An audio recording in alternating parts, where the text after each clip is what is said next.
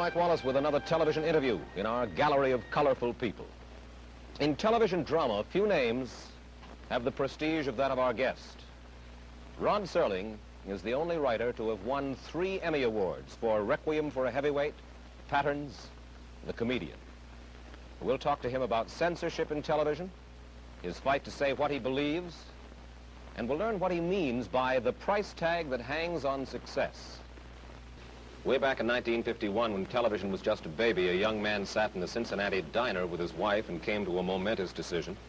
He decided to give up the security of his job and take a chance in becoming a freelance television writer.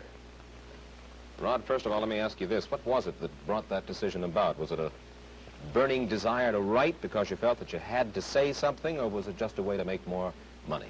A combination of many things, Mike.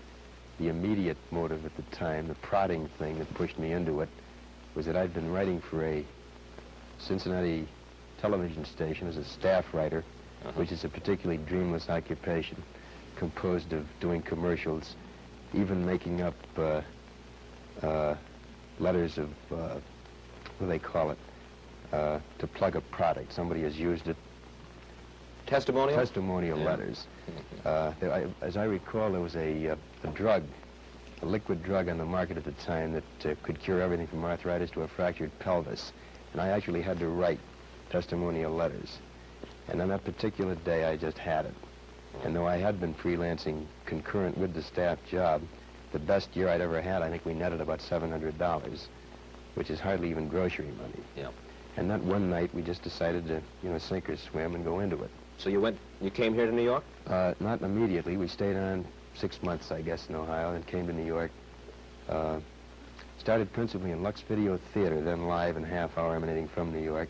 I did 11 shows for them, and I was sort of on my way from that point on. And what kind of stuff did you write? Because you said that it wasn't just the money, it was something that you wanted to say that you weren't getting a chance to say in Cincinnati. Well, in those days, Lux Video, as one show, was doing reasonably adult stuff.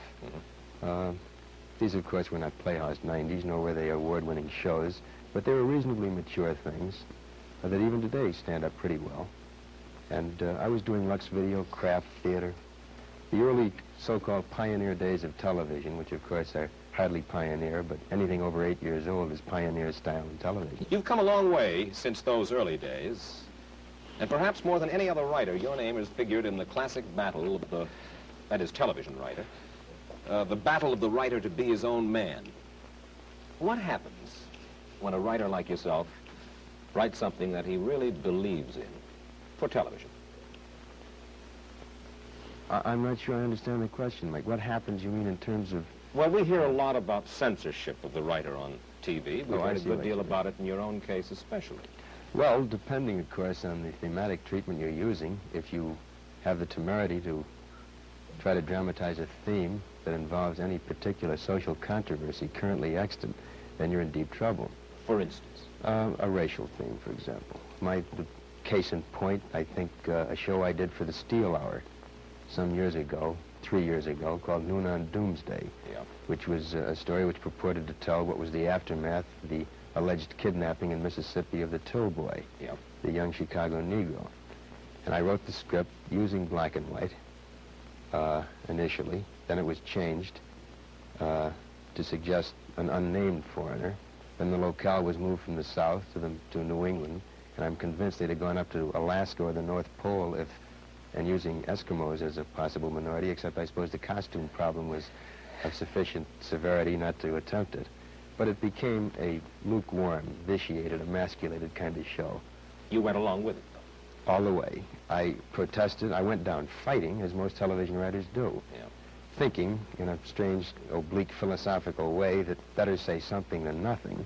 In this particular show, though, by the time they had finished taking Coca-Cola bottles off the set because the sponsor claimed that this had Southern connotations, suggesting to what depth they went to make this a clean, antiseptically, rigidly acceptable show. Why, it bore no relationship at all to what we had purported to say initially. Paddy Chayefsky has talked about the insidious influence of what he calls pre-censorship. How does that work? Pre-censorship is a practice, I think, of most television writers. I can't speak for all of them. This is the prior knowledge of the writer of those areas which are difficult to try to get through. And so a writer will shy away from writing those things which he knows he's going to have trouble with on a sponsorial or an agency level. We practice it all the time. We just do not write those themes which we know are going to get into trouble. Who's the culprit? Is it the network, the sponsor? It sure is not the FCC. No, it's certainly not the FCC, ideally speaking, of course. It's a combination of culprits in this case, Mike. It's partly network. It's principally agency and sponsor. In many ways, I think it's the audience themselves. How do you mean? Well, I'll give you an example. About a year ago, roughly 11 or 12 months ago, on the Lassie show, this is a story usually told by Sheldon Leonard, who was then associated with the show. Lassie was having puppies, and I have two little girls, then aged 5 and 3, who are greatly enamored of this beautiful collie, and they watched the show with great interest, and Lassie gave birth to puppies. And Mike, it was probably one of the most tasteful and delightful and warm things depicting what is this wondrous thing that is birth. And after the show, I think there were many congratulations all around, because it was a lovely show. The sort of thing I'd love my kids to watch, to show them what is the birth process and how marvelous it is. They got many, many cards and letters. Sample card from the deep south, this was.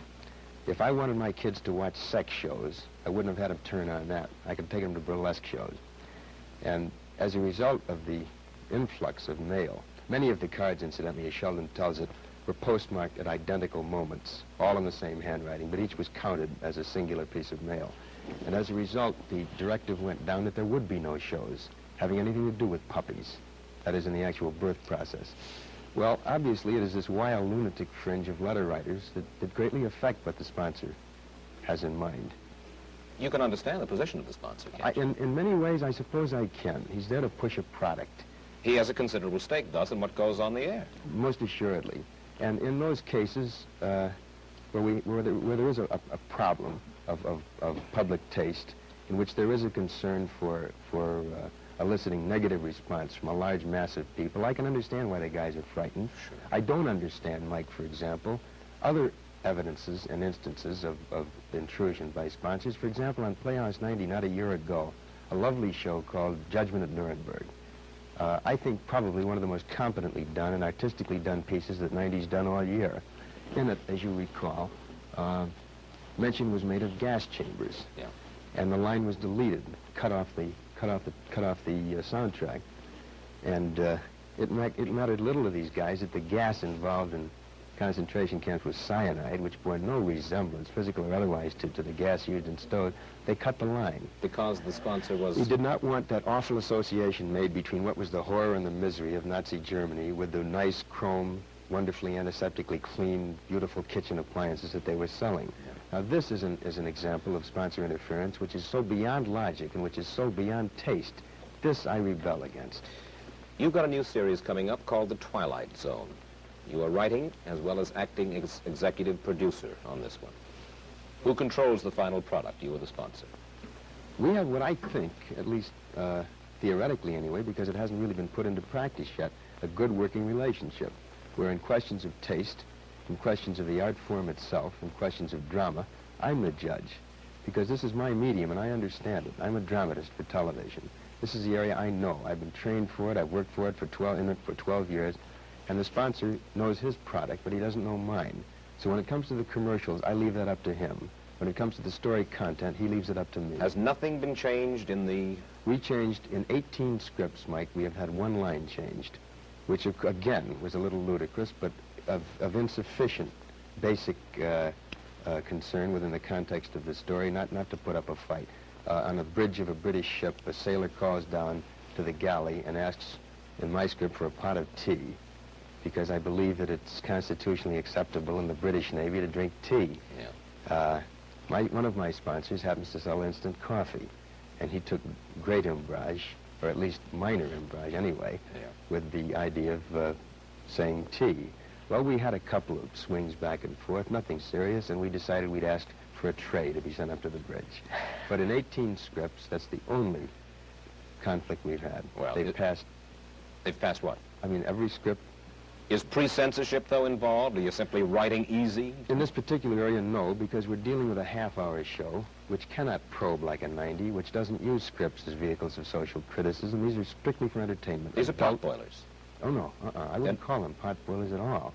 No, these are very adult, I think high-quality, half-hour, extremely polished films.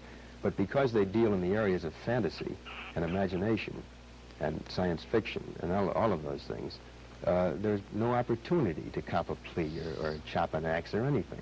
Well, you're not going to be able to cop a plea or chop an axe because you're going to be obviously working so hard on the Twilight Zone that, in essence, for the time being and for the foreseeable future, you've given up on writing anything important for television, right? Yeah. Again, this is a semantic thing. Important for television, I don't know. If by important you mean I'm not going to try to delve into current social problems dramatically, you're quite right, I'm not. You told Kay Gardella of the New York Daily News this. You said, professionally, I don't think Twilight Zone will hurt me, but I must admit I don't think it'll help me either. I'm stepping out of the line of fire. You've had it as far as trying to beat your brains out. Would you just read me the first two lines, Mike? Professionally, I don't think Twilight Zone will hurt me, but I must admit I don't think it'll help me. I never said that. I'm convinced it'll help me. I have great pride in the show. In 11 or 12 years of writing, Mike, I can lay claim to at least this. I have never written beneath myself. I've never written anything that I didn't want my name attached to. I have probed deeper in some scripts, and I've been more successful in some than others. But all of them that have been on, you know, I'll take my lick. They're mine, and that's the way I wanted them. Somebody asked me the other day if this means that I'm going to be a meek conformist, and my answer is no. I'm just acting the role of a tired nonconformist. And I don't want to fight anymore. I don't want to fight anymore. I don't want to have to battle sponsors and agencies. I don't want to have to push for something that I want and have to settle for second best. I don't want to have to compromise all the time, which in essence is what the television writer does if he wants to put on controversial themes. Well, then why do you stay in television? I stay in television because I think it's very possible to perform a function of providing adult, meaningful, exciting, challenging drama without dealing in controversy necessarily. This, of course, Mike, is not the best of all possible worlds. I am not suggesting that this is at the absolute millennium. I think it's criminal that we're not permitted to make dramatic note of social evils as they exist, of controversial themes as they are inherent in our society. I think it's ridiculous that drama, which by its very nature should make a comment on those things that affect our daily lives, is in the position, at least in terms of television drama, of not being able to take this stand. But these are the facts of life. This is the way it exists.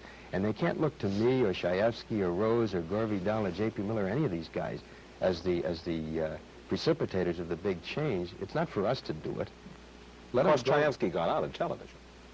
Yeah, he did. And I can't knock that. I think this takes a relative degree of guts to leave a medium that's made you as sociable, as a kind of a household name. Patty was the first guy to kind of lend stature to the television writer. Prior to Patty Shaefsky, most of us were considered to be two-headed hacks who worked around the clock and used boy-girl situations in any one of 5,000 different routine manners. But Patty gave us a stature. And I respect Patty's decision to leave. He felt that he wasn't satisfied with doing things half-best. Do you think you could make it outside of television? Me? Yeah. I'm not sure I could. And I suppose this is an admission of a kind of weakness, or at least a sense of insecurity on my part. I've never had a Broadway play produced. What few motion pictures I've written have been somewhat less than spectacular. And I suppose I stay in the medium partly as an admission of I want to stay in the womb. This is the medium I understand. These are the tools and techniques that I've been versed in for many years. Maybe I don't want to, get stuck up on the board and get shot at with darts in a Broadway play when I'm not sure I'm prepared for it. But Patty was willing to take the chance. Gore Vidal writes novels. Bob Arthur did Broadway. What about you in novels? Ultimately, I'd love to write a novel, and I think next year I'll start my play. Requiem was under option. It was written as a play, and I gave them their money back, and I want to do it over again. But I stay in the medium also because I happen to like the medium. Herb Brodkin, who was a TV producer who was associated with some of your earlier plays, has said this about you. He said, Rod is either going to stay commercial or become a discerning artist, but not both. I remember the quote. He gave it to Gilbert Milstein when Milstein was doing a profile on me in the New York Times. I didn't understand it at the time. I failed to achieve any degree of understanding in the ensuing years, which are 3 in number. I presume Herb means that inherently you cannot be commercial and artistic. You cannot be commercial and quality. You cannot be commercial concurrent with having a preoccupation with the level of storytelling that you want to achieve. And this I have to reject. I think you can be, I don't think calling something commercial tags it with a kind of an odious suggestion that it stinks, that it's something raunchy to be ashamed of. I don't think if you say commercial means to be publicly acceptable, what's wrong with that? As long, the essence of my argument, Mike, is that as long as you are not ashamed of anything you write, if you're a writer, as long as you're not ashamed of anything you perform if you're an actor, and I'm not ashamed of doing a television series. I could have done probably 30 or 40 film series over the past 5 years. I presume at least I've turned down that many, with great guarantees of cash, with great guarantees of financial security, but I've turned them down because I didn't like them. I did not think they were quality, and God knows they were commercial. But I think innate in what Herb says is this suggestion made by many people that you can't have public acceptance and still be artistic. And as I say, I have to reject that. One of your most recent plays was one called The Velvet Alley, right? Right. It was about the corrupting influences of Hollywood and big money. Right. Where'd that come from? Your own experiences? Part of it was very autobiographical. Part of it was a composite of observation of other people involved. Well, what do you mean by the corrupting influence of Hollywood and big money? What is that? What are you saying? I didn't mean to suggest that corruption had a geographical tag, that it was necessarily the corruption of Hollywood. What I tried to suggest dramatically was that when you get into the big money, particularly in the kind of detonating, exciting, explosive, overnight way that our industry permits, there are certain blandishments that a guy can succumb to, and many do. Such as? A preoccupation with status, with the symbols of status, with the heated swimming pool that's 10 feet longer than the neighbors, with the big car, with the concern about billing. All these things, in a sense, rather minute things, really, in context, but that become disproportionately large in a guy's mind. And also, because those become so large, what becomes small? I think probably the really valuable things. And I know this sounds corny and sort of buckwheatish to say that things like having a family, being concerned with raising children, being concerned with where they go to school, being concerned with a good marital relationship, all these things I think are of the essence. Unfortunately, and the problem, as I tried to dramatize in The Velvet Alley, was that the guy who makes a success is immediately assailed by everybody. And you suddenly find yourself having to compromise along the line, giving so many hours to work and a disproportionate number of fewer hours to family. Yeah. And this is inherent in our business. How many hours a day do you work right now as executive producer and or writer on? 12 to 14 hours a day. How many days a week? 7. And I don't mean, now seriously, I'm not asking for figures here, but obviously, the Twilight Zone is your own creation. You're doing it for money. I think that our audience would be fascinated to know. And again, I don't want to get too specific, but how rich can a fella get under these circumstances? Well, if the show is successful, he can get tremendously rich. He can make $500,000, I suppose. $500,000 of what? A year? Over a period of 3 or 4 years, I suppose, yeah. But, Mike, I'm not, again, this sounds defensive and it probably sounds phony, but I'm not nearly as concerned with the money to be made on this show as I am with the quality of it, and I can prove that. I have a contract with Metro-Goldwyn-Mayer which guarantees me something in the neighborhood of $250,000 over a period of 3 years. This is a contract I'm trying to break and get out of, so I can devote time to a series which is very iffy, which is a very problematical thing. It's only guaranteed 26 weeks, and if it only goes 26 weeks and stops, I'll have lost a great deal of money. But I would rather take the chance and do something I like, something I'm familiar with, something that has a built-in challenge to it. It's even possible, though, that if it is a success, you could make well over the $2 million that you suggested, right. 4 years, $500,000 apiece. Quite right, but I happen to feel, after a year and a half of working 12 to 14 hours a day, it's worth it. And I think I rate it. I think anybody does who works that hard and can create an idea and can make a show go. 30 seconds. Is television good? Some television's wonderful. Some television is exciting and promising and has vast potential. Some television is mediocre and bad. But I think it has promise, Mike. I think this can conceivably be a real art form. And I stick with it for the reasons I said, and because I think that it can only improve, and can improve tremendously, and I think aims toward that. Rod Serling's story can be summed up in just a few words. From 40 rejection slips to 3 Emmy Awards, from a trailer home to a hacienda in Hollywood complete with swimming pool. It hasn't been a long road, but it's been a hard one, and the last couple of miles have been paved with gold. We thank Rod Serling for adding his portrait to our gallery, one of the people other people are interested in. Mike Wallace, that's it for now.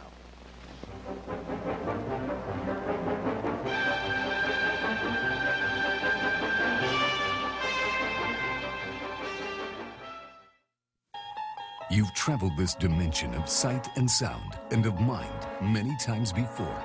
Treasures of the Twilight Zone.